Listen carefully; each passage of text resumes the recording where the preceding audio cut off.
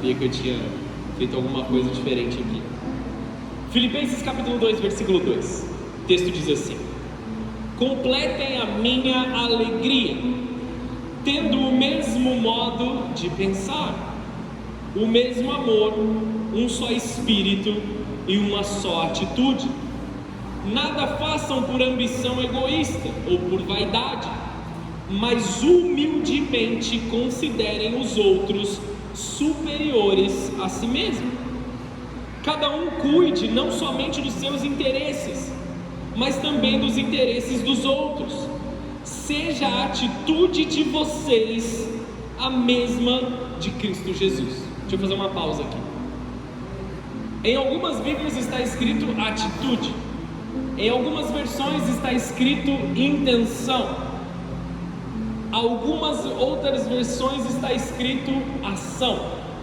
A palavra original do grego é phronesis, e ela não é somente atitude, ela não é somente sentimento, ela não é apenas uma coisa ou outra, mas é o modo de agir, o modo de viver, o modo de pensar que Cristo Jesus tinha. Você já ouviu a frase de boas intenções a cadeia está cheia? Você já ouviu essa frase? Eu tinha uma boa intenção, mas eu fiz algo errado. Eu tinha uma boa intenção, mas eu roubei. Eu tinha uma boa intenção, mas eu matei. Então a intenção, ela não é suficiente. É necessário uma ação que acompanhe a intenção. Estão entendendo isso aqui?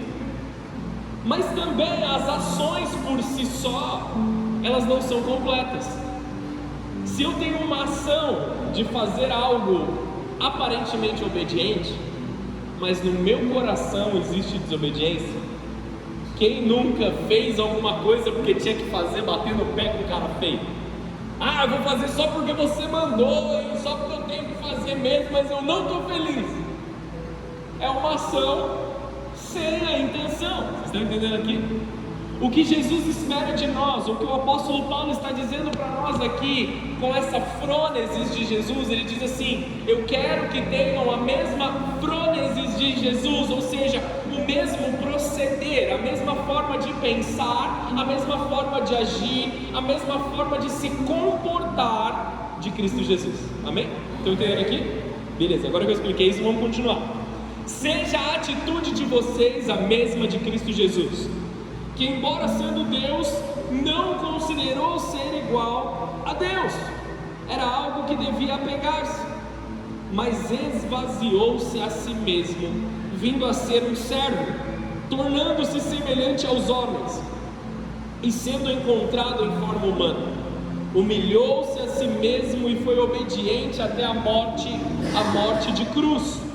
Por isso Deus o exaltou à mais alta posição e lhe deu um nome que está acima de todo nome, para que o nome de Jesus se dobre todo o joelho no céu, na terra e debaixo da terra, e toda língua confesse que Jesus Cristo é o Senhor, para a glória de Deus Pai. Amém? Esse é um texto que você precisa guardar no teu coração. O nome dele está acima de todo nome. Feche os teus olhos rapidamente, deixa eu fazer uma oração para a gente entrar na palavra de hoje. Senhor Jesus, que essa realidade se torne a nossa realidade, que o proceder, que o pensar, que o agir, a unidade, a reconciliação da Tua palavra, a realidade da encarnação de Deus se torne cada vez mais nítida para nós. Descortina, Senhor, dos nossos olhos toda cegueira, tudo aquilo que tenta brilhar mais do que a Tua luz nas nossas vidas, todo brilho passageiro, Senhor, toda construção de plástico, Deus, que tenta tomar o Teu lugar, nós quebramos agora e nós declaramos que o Teu nome está acima de todo nome. Nós declaramos que não existe em nossos corações ídolos, que não existem outras vontades, que não existem outros pensamentos, mas somente a Tua vontade. Senhor Jesus, manifesta no meio da Tua igreja o Teu querer, o Teu agir, o Teu mover. Faz, segundo o Senhor deseja fazer, Pai.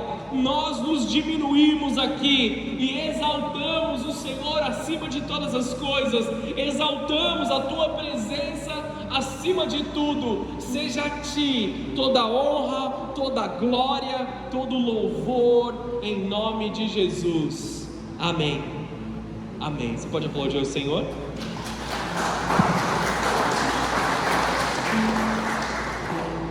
Graças a Deus, amados.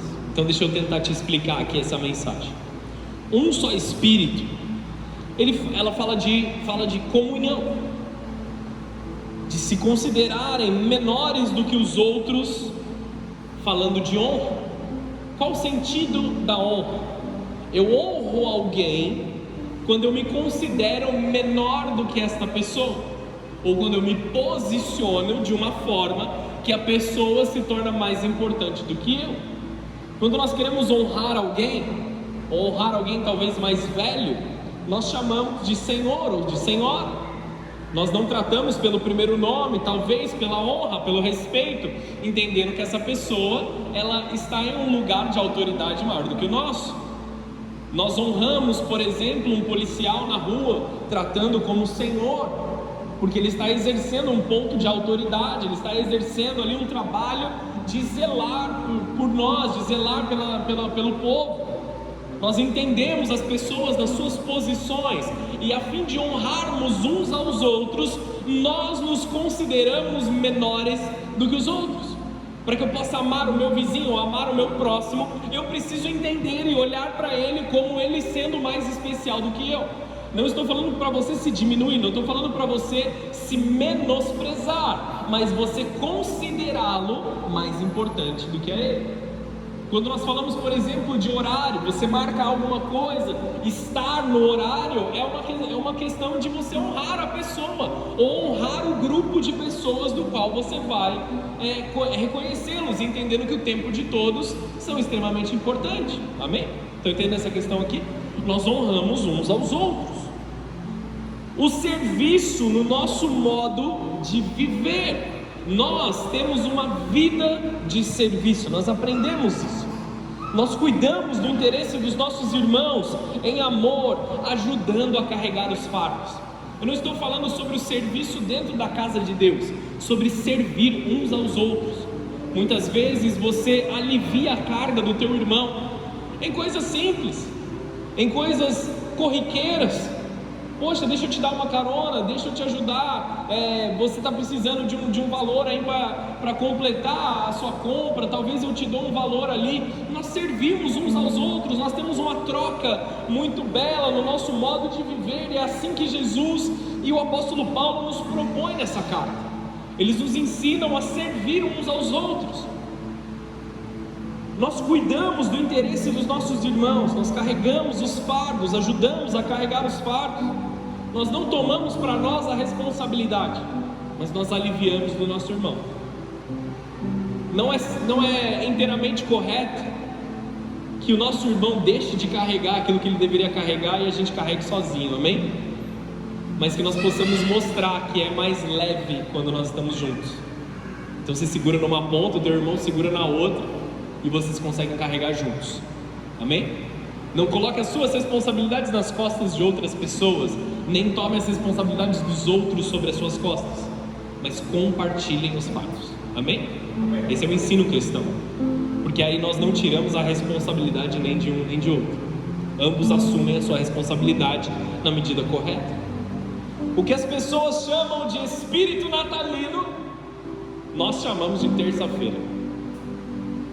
O que as pessoas chamam de milagre natalino, como as pessoas estão unidas, estão sentadas à mesa, todos se abraçando e pedindo perdão, nós chamamos de terça-feira.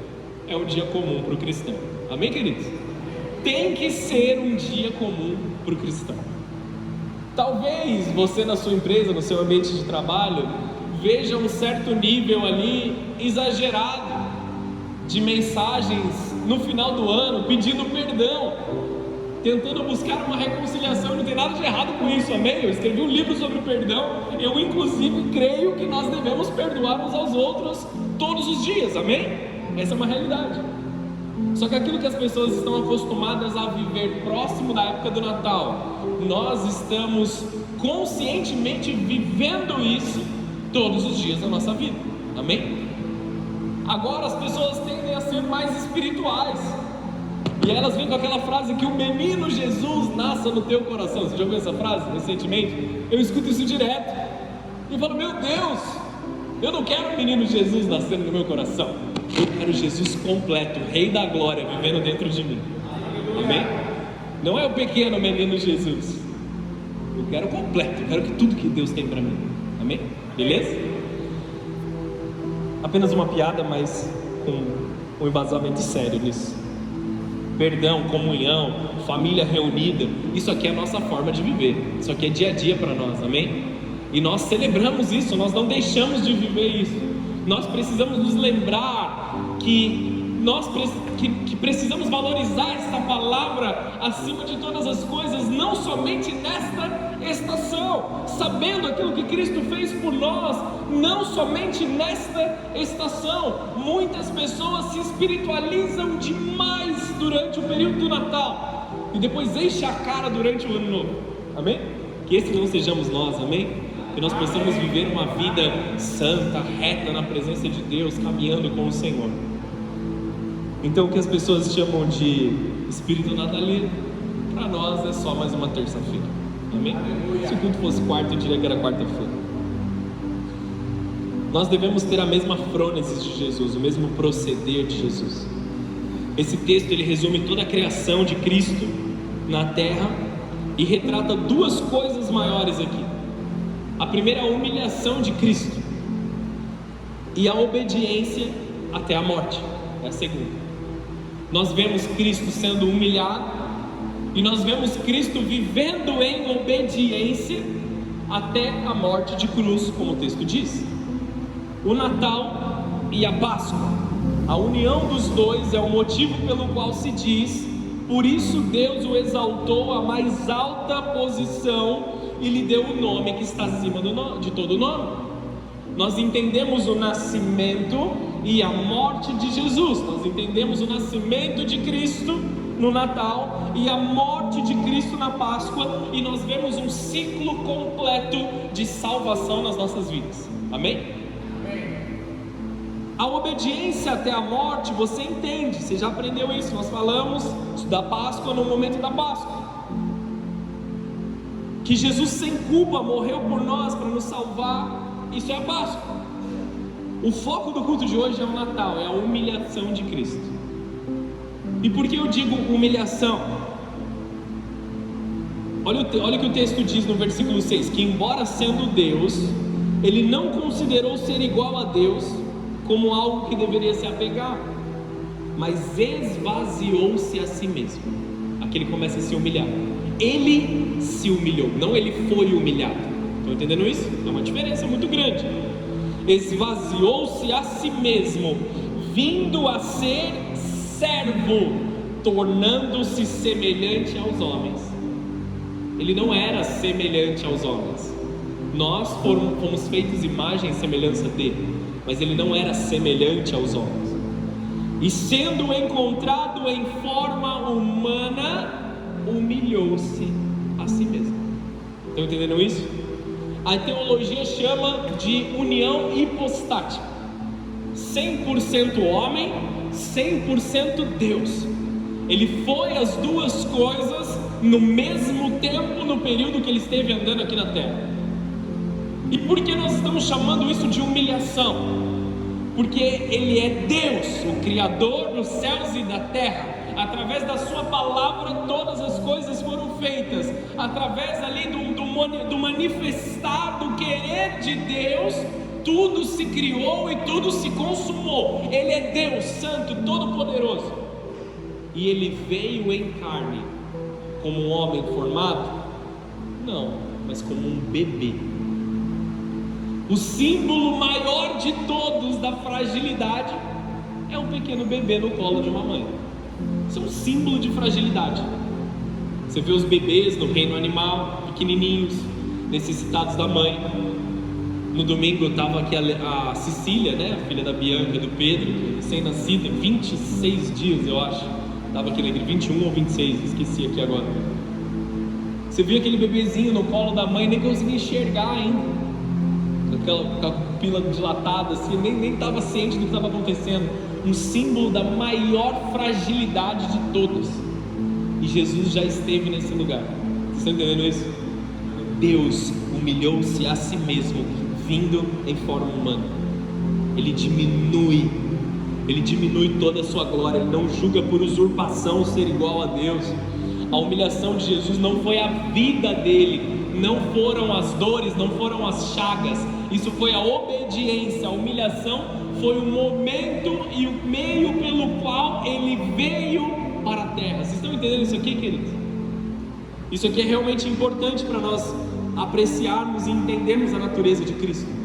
Ele é Deus, mas ele veio em carne. Ele se humilhou, tomando a forma mais sensível e mais frágil, um bebê. E agora eu quero falar mais sobre o nascimento de Cristo. Um parênteses muito grande nessa ministração aqui. Não sei se você sabia disso, eu posso te explicar com mais detalhes depois, mas não quero perder tempo nisso agora. Dia 25 de dezembro não é o dia do nascimento de Cristo, amém? Nós celebramos nesta data porque ela foi definida depois de Constantino, porque era a data que era celebrada o Deus Sol. Houve aquela mistura de culturas, criou-se o catolicismo, criou-se aquela religião universal, e eles passaram a mudar algumas datas que não havia um entendimento completo. Estima-se que Cristo nasceu em meados de abril, tá bom? Só para ter um entendimento aqui aberto, depois a gente entra nesses detalhes aí, beleza? Voltando aqui para a palavra do Senhor. Então, para todos os efeitos, eu vou dizer 25 de dezembro, mas não é exatamente essa data, beleza? Vocês entenderam isso aqui? Tudo bem? Vamos lá. A época de Natal é uma época muito linda. É uma época realmente ali que nós refletimos bastante.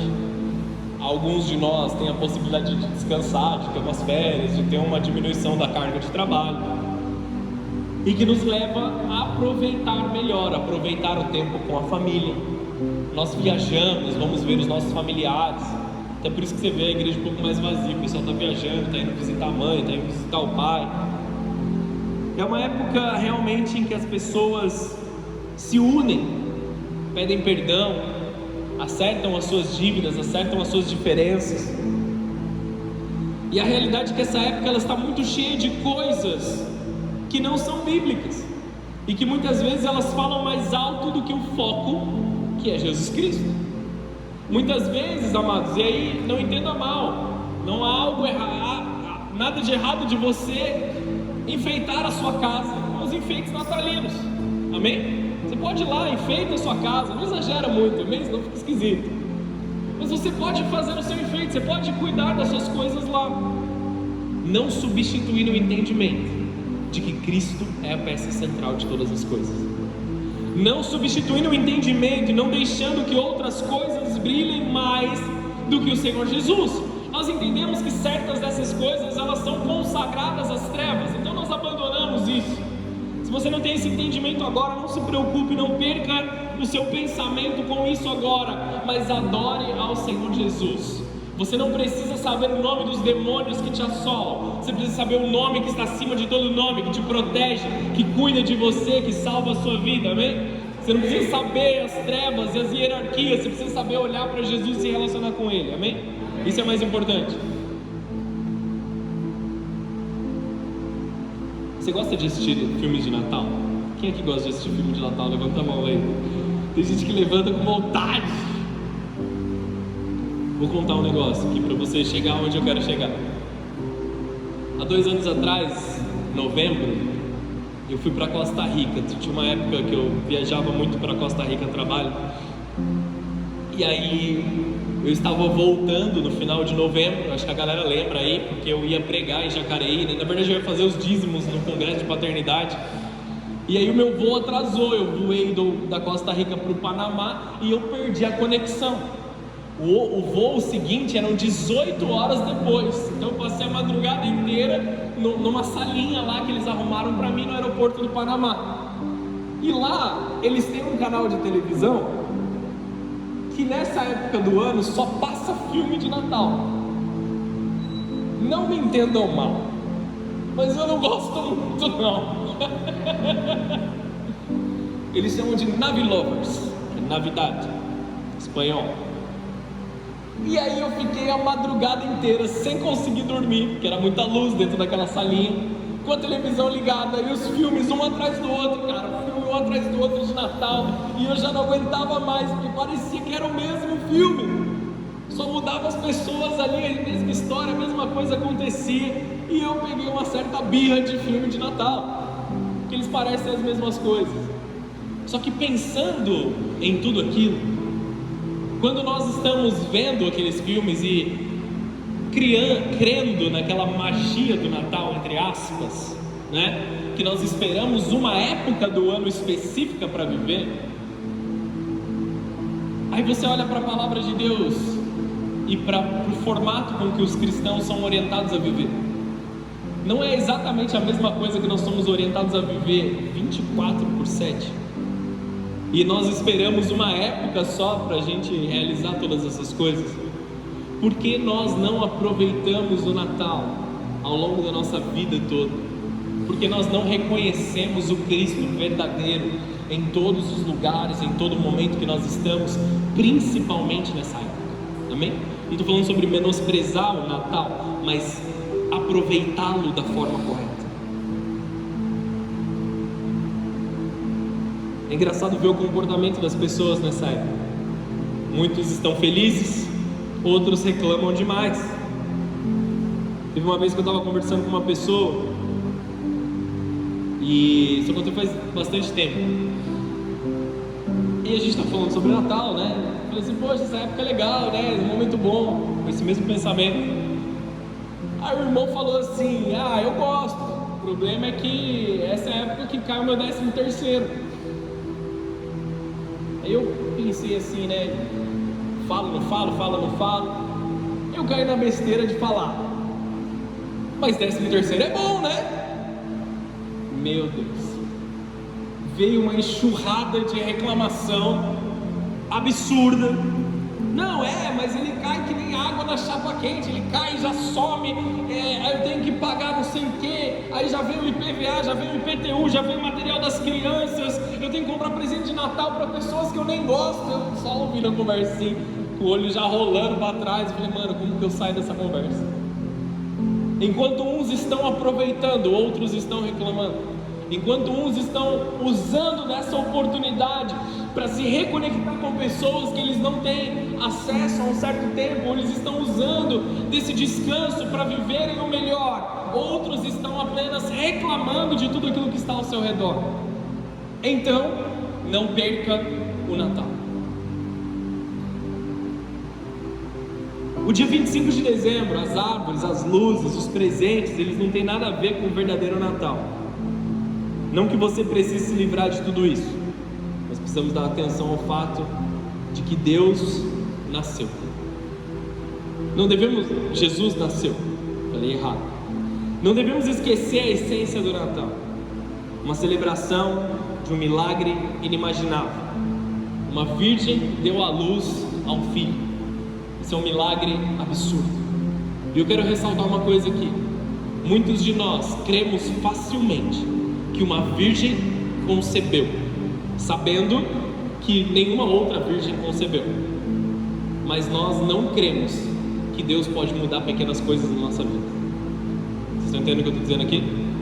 Eu aceito facilmente o fato de que Cristo nasceu de uma virgem, que Ele morreu na cruz e Ele me salvou, mas eu não aceito o fato de que eu consigo me livrar das drogas, de que eu consigo me livrar da bebida, do álcool, do cigarro, talvez. Eu acredito no nascimento virginal de Cristo, mas eu tenho dificuldades de acreditar que Deus me deu sabedoria para administrar bem as minhas finanças e que pode haver um milagre financeiro na minha vida. Eu acredito nessas coisas, mas eu tenho uma séria dificuldade de acreditar que Deus vai colocar um marido ou uma mulher na minha vida para casar. Está entendendo? que nós possamos viver e crer entendendo quem Cristo é, que Ele trabalha com o sobrenatural. Natal é sobre Deus e o seu plano de salvação para a humanidade. É o momento em que tudo começou a se colocar em ordem. O plano celestial, ele começa a tomar forma naquele momento. Já havia tudo sido planejado, tudo preparado. Aí Cristo nasceu e Ele divide o tempo. Nós estamos no ano 2025 depois de Cristo. Ele dividiu o tempo. Ele dividiu todas as coisas. Nós não devemos esquecer essa essência. Deus decidiu encarnar em forma de um bebê no ventre de uma mulher ainda adolescente, nascer de forma natural para os homens como um bebê indefeso. E nós precisamos lembrar de dois conceitos do Natal. Um é a encarnação, que eu estou tentando explicar aqui. Vamos lá para Mateus capítulo 1, versículo 18. A gente vai ler alguns textos aqui, tá?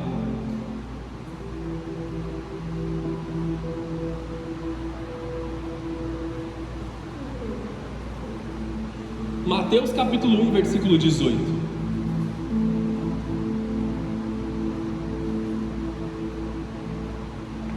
Foi assim o nascimento de Jesus Cristo. Maria, sua mãe, estava prometida em casamento a José, mas antes que se unissem, achou-se grávida pelo Espírito Santo. Por ser José, seu marido, um homem justo e não querendo expô-la a desonra pública, pretendia anular o casamento secretamente. Mas depois de ter pensado nisso, apareceu-lhe um anjo do Senhor em sonho e disse: José, filho de Davi, não tema receber Maria como sua esposa, pois o que nela foi gerado procede do Espírito Santo. Ela dará luz a um filho, e você deverá dar-lhe o nome de Jesus, porque ele salvará o seu povo dos seus pecados. Jesus significa Salvador. Tudo isso aconteceu para que se cumprisse o que o Senhor dissera pelo profeta: a virgem ficará grávida e dará à luz a um filho, e lhe chamarão Emanuel, que significa Deus conosco. Ao acordar, José fez o que o anjo do Senhor lhe tinha ordenado e recebeu Maria como sua esposa, mas não teve relações com ela enquanto ela não deu à luz a um filho. Até aí. Amados, esse aqui é o maior milagre de todos, a encarnação. A segunda coisa é a reconciliação. Eu já quero ler tudo aqui para você entender comigo. A reconciliação do nosso relacionamento com Deus. E por que era necessária uma reconciliação? Porque nós quebramos esse relacionamento, nós nos afastamos, nós estivemos distantes. Ele veio em carne para que nós pudéssemos estar próximo dele. Ele morreu na cruz para perdão dos nossos pecados, como havia predito o profeta Isaías, e se cumprido através ali da profecia de José também, do nascimento de Cristo. Amados, tudo se cumpriu, mas infelizmente nós pecamos e nos afastamos do Senhor. Nós falamos ao longo desse ano todo sobre ter grandes encontros com o Senhor Jesus, e porque nós precisamos nos encontrar com Ele, porque nós quebramos o relacionamento e nós precisamos criar um novo relacionamento com Ele, amém? Até aqui tudo bem? Então vamos por um texto aqui de Romanos 5, versículo 9, só para a gente dar um entendimento aqui. Nós quebramos esse relacionamento através do pecado, houve uma ruptura na relação, e essa relação ela é reatada pelo perdão de Deus. Ele decidiu enviar Jesus para reconciliar o povo. Vou ler o texto. Como agora fomos justificados por seu sangue, muito mais ainda seremos salvos da ira de Deus por meio dele. Se quando éramos inimigos de Deus, nós fomos reconciliados com ele mediante a morte do seu filho, quanto mais agora, tendo sido reconciliados, seremos salvos por sua vida. Não apenas isso, mas também nos gloriaremos em Deus por meio do nosso Senhor Jesus Cristo, mediante quem recebemos agora reconciliação. Pelo fato dele ter ressuscitado, e derramado o Espírito Santo em nós, nós temos uma reconciliação com Ele através da vida dele em nós. Precisamos nos lembrar dessas duas coisas como uma celebração do Natal. Assim como hoje em dia muitas pessoas elas perdem de celebrar a Jesus. Isso aconteceu na época do nascimento de Jesus também. E pelos mesmos motivos que hoje em dia nós também deixamos de celebrar a Jesus no Natal, muitos perdem a oportunidade de celebrá-lo. Vamos falar de algumas pessoas aqui que deixaram de reconhecer o nascimento de Jesus. Para todos os efeitos, eles perderam o Natal. Lucas capítulo 2, versículo 2, vamos lá. Vamos para mais um texto aí. Hoje vamos ler bastante Bíblia aí, pode ser assim? Dá tempo ainda, dá tempo de ler até Apocalipse, a gente chega lá. Brincadeira. Então em Lucas, né? Daqui a pouco chega lá. Lucas capítulo 2, versículo 2, do 2 ao 7.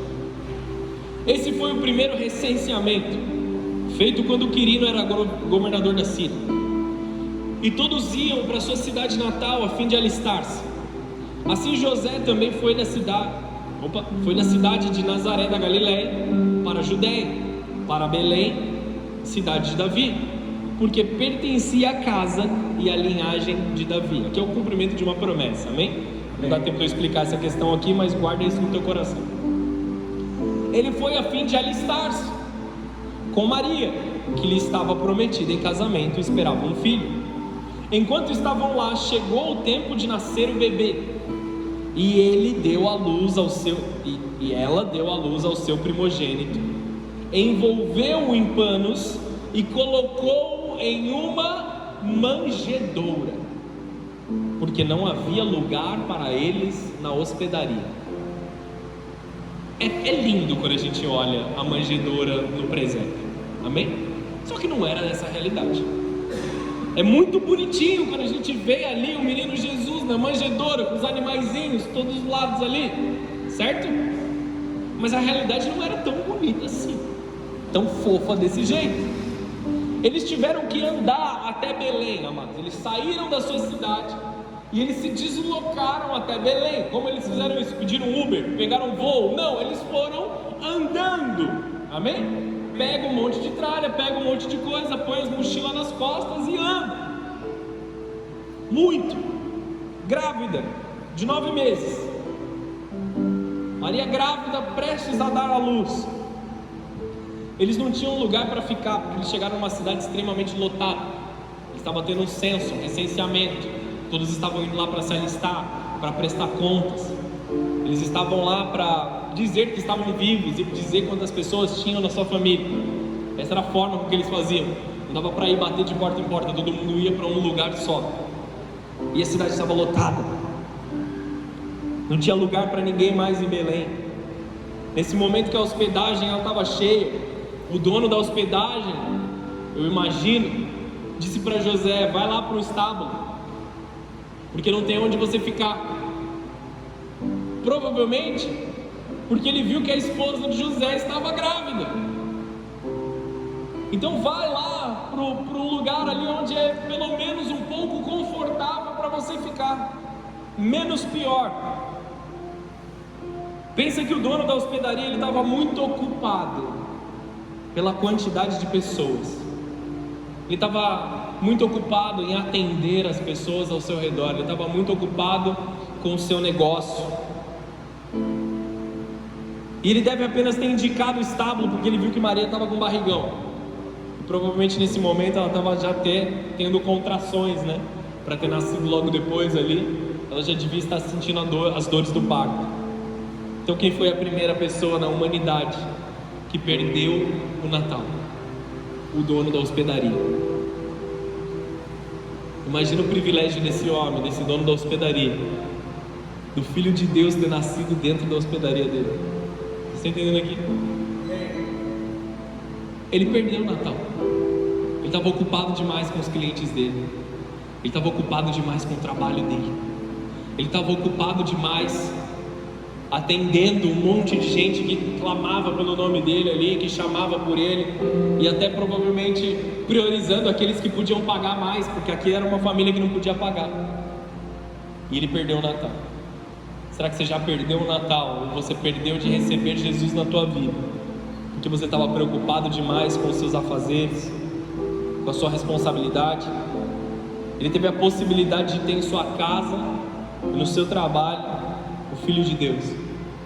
Por que ele não fez? Estava ocupado demais com as suas obrigações, atendendo as pessoas e cuidando das pessoas. Ele perdeu o nascimento de Jesus. Não há nada de errado em cuidarmos das outras pessoas. Na verdade, a Bíblia nos ensina a fazê-lo. Amém? Mas não ao custo de perdermos a visitação de Jesus nas nossas vidas. Houve um momento em que Moisés virou as costas para as ovelhas de Jetro e olhou para a sarça ardente.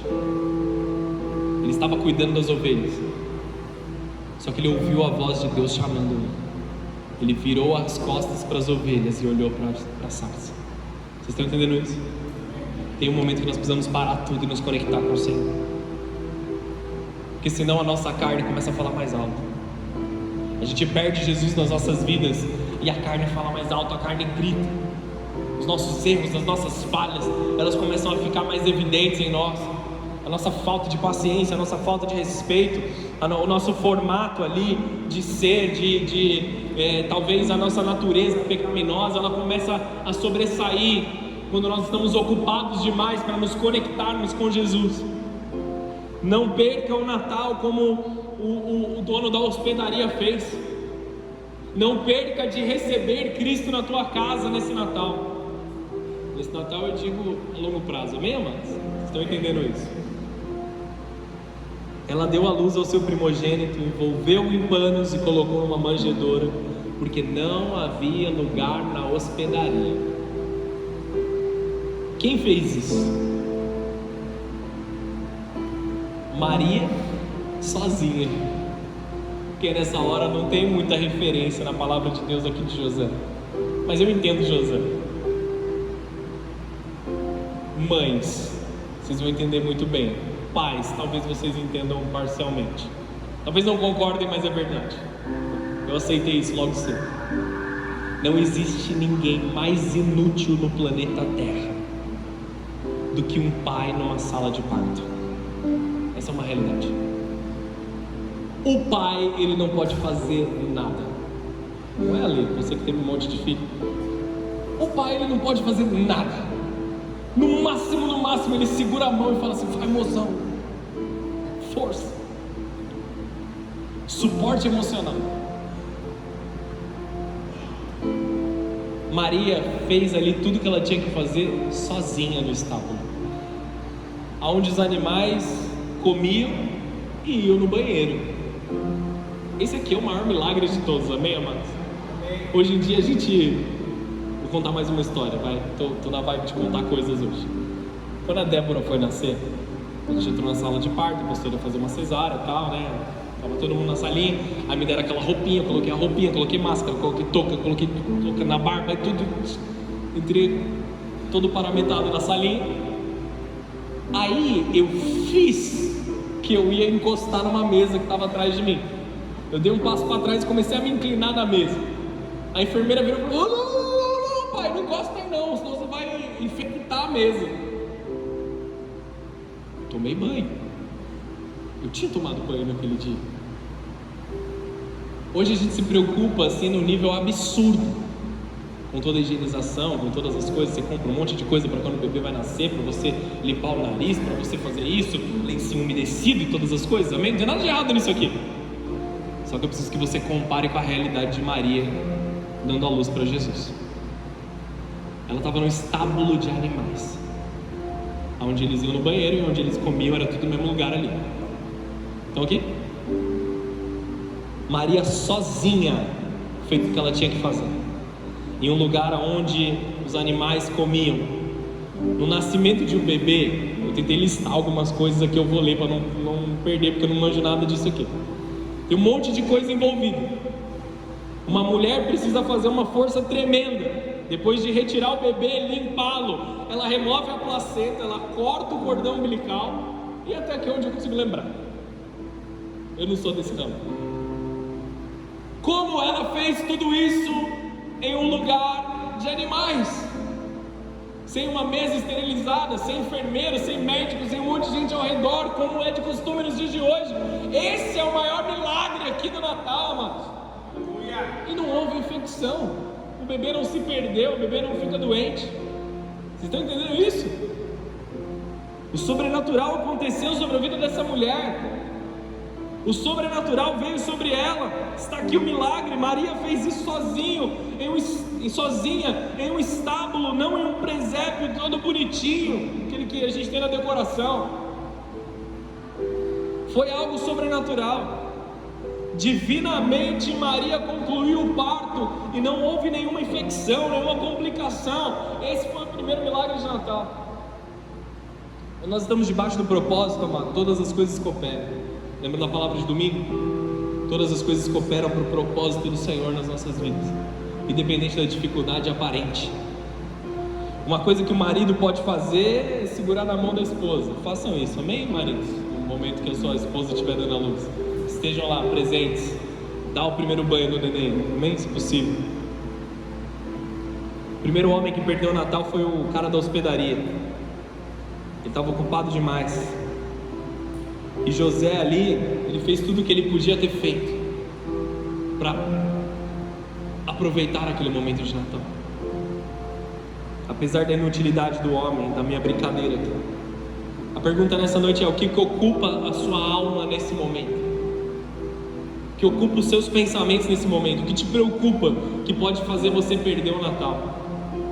Problemas com a sua família, preocupação com o dinheiro, doenças talvez? O que te preocupa a ponto de você mandar Maria para o estábulo ao invés de recebê-la na sua casa? Estão entendendo comigo?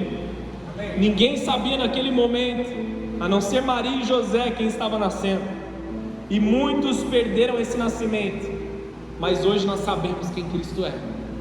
E nós o honramos na forma devida. Mateus capítulo 2, versículo 1. Vamos para mais um texto aí.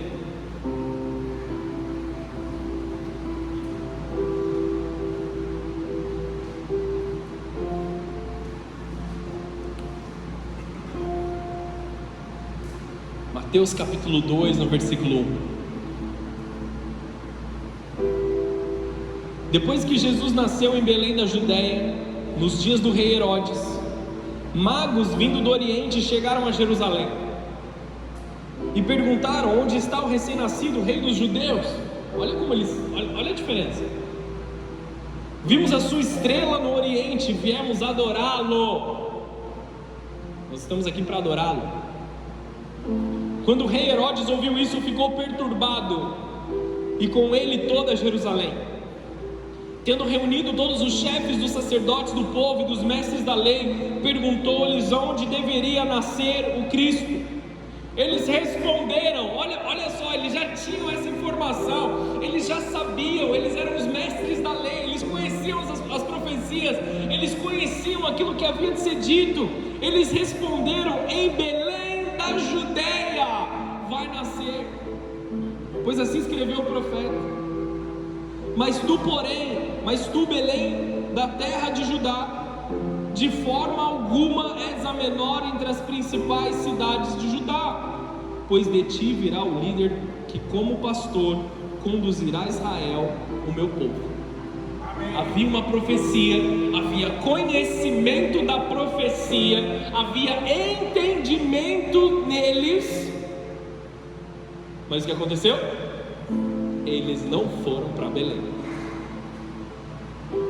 Chegaram, a gente chama de 3 reis magos, amém? Na Bíblia não diz exatamente que são 3, tá bom? Nós entendemos que são 3 pelos presentes que eles levaram para Jesus. Então vou falar 3 só pelo entendimento aqui. Chegaram 3 homens, que eles não eram originalmente judeus, mas eles entenderam que o rei dos judeus ia nascer. E eles foram lá para adorar o rei dos judeus. Aonde a gente vai encontrar esse rei? Nós vimos o sinal nos céus, nós vimos a estrela no Oriente.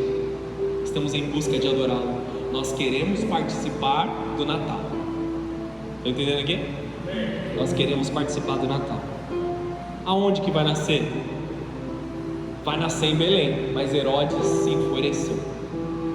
Versículo 7 diz assim: Então Herodes chamou os magos secretamente e informou-se com eles a respeito do tempo exato que a estrela tinha aparecido.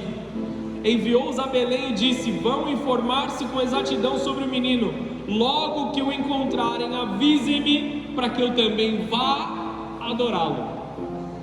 Mentira de Herodes. Ele meteu o gato aqui. Vai lá, adora ele, o rei dos judeus. Ah, que legal, está chegando. Qual que era a questão de Herodes? Ele tinha medo de perder o poder que ele achava que ele tinha. Ele era um tetrarca, ou seja, um dos 4 reis, um dos 4 governantes. Ele achava que ele tinha uma influência, ele achava que ele tinha poder ali. Ele tinha um relacionamento com os fariseus. Ele dominava a região que ele estava. Quando chegaram dizendo que haveria de nascer um rei, ele falou assim: eu perdi meu trono. Não só eu, mas os outros 3 reis também vão perder o trono. Vai ter um único governante, como a palavra de Deus diz. E ele teve medo. Esses homens, só um parênteses, tá bom? Esses homens, eles foram até Maria, de fato. Esses magos, esses videntes, esses profetas, eles foram até Maria. E eles não levaram para Maria fralda, lencinho umedecido, chocalho. Eles não levaram essas coisas. Tá bom que não existia naquela época, mas eles não levaram algo referente àquilo. Eles levaram ouro, incenso e mirra, as melhores coisas que podiam ter naquela época. Eles encontraram uma mulher em um estábulo, seguindo uma estrela, seguindo um sinal nos céus. E eles levaram honrarias para um rei. Eles não foram se encontrar com um bebê na sua fragilidade. Eles foram se encontrar com o rei dos reis. E eles levaram o melhor que eles tinham. Eles foram até ele com ouro, com incenso e com mirra, os produtos mais caros que eles podiam achar naquela época. Levaram até o rei, depositaram aos pés do rei e adoraram a Jesus. Esses homens não perderam o Natal, eles se anteciparam, eles pegaram os sinais e falaram assim: Jesus vai estar lá, eu vou para lá também adorá-lo. Estão aqui comigo? Mas a gente está falando de quem perdeu o Natal, amém? Você já entendeu como fazer do jeito certo. Herodes perdeu a oportunidade porque ele estava preocupado com o seu poder. O que Herodes queria com saber aonde estava Jesus, o novo rei? Ele queria matá-lo. Ele não queria entregar o poder e perdeu a oportunidade de adorar a Jesus. Ele não era de origem judia, ele era pagão e ele era um governante judeu ali, né? Ele estava governando entre os judeus. E ele era faminto por poder físico. Ele aprendeu a crescer e buscar poder natural, controle. Ele tinha medo de alguém tirar seu estilo de vida. Assim como muitos veem Jesus como um recurso, como algo, como um relógio talvez, que você coloca como um acessório sobre a tua vida para melhorar a tua vida. Muitas pessoas olham para o cristianismo como networking, como algo que eles podem fazer para se aproximar das pessoas certas, para se conectar com as pessoas ou para apenas melhorar a sua vida. Amados, o cristianismo não é para melhorar a nossa vida. O cristianismo é para fazer a gente morrer e Cristo nascer em nós. Amém ou não? O cristianismo, ele não é sobre ser moralmente correto. Entenda isso. Embora ele leve os cristãos a serem moralmente corretos, cristianismo é sobre Cristo, sobre o que Ele fez na cruz e como nós vamos nos assemelhar a Ele. Essa é a realidade.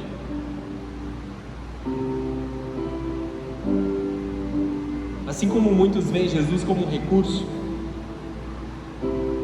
como alguém que vai salvar eles no momento que eles precisarem, eles vão acionar o botão de cristão no momento que precisarem, eles vivem a vida como eles querem.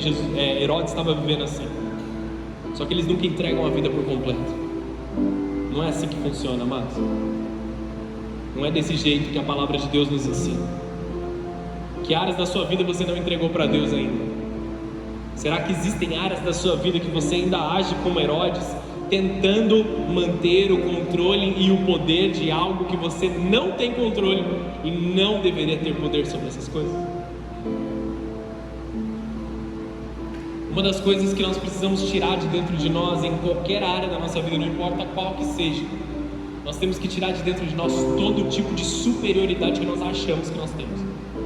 Elas nos impedem de ver Jesus.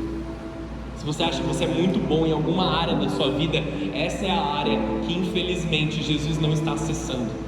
A não ser que você seja grato por Jesus, por aquilo que Jesus te deu nessa área.